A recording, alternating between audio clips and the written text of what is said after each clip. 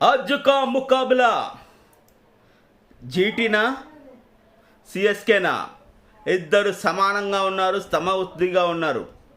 కానీ జీటీలో టాప్ 3ని తీసేస్తే వాళ్ళకి బ్యాటింగ్ లేదు.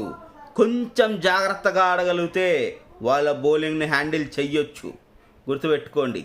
కానీ ఇట్ సైడు ఒక్క సంజు శాంసన్ తప్ప వేరే ప్లేయర్ ఎవ్వరు ఆడట్లేరు బ్యాటింగ్లో. ఇది బిగ్గెస్ట్ వీక్నెస్ సిఎస్కేకి. బౌలర్స్ చాలా బాగా చేస్తున్నారు, బౌలర్స్ మీద తప్పు పడటానికి ఏమీ లేదు.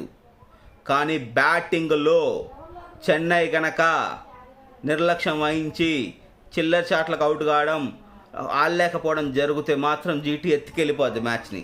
అదే చెన్నై బ్యాటింగ్ ప్రాపర్గా చేసి కాంట్రిబ్యూట్ చేస్తే టీం అంతా ఖచ్చితంగా బౌలర్స్ హ్యాండిల్ చేస్తారు సిచ్యువేషన్ని. అది మ్యాటరు. చూద్దాం ఎవరు గెలుస్తారో. Toss will be super main.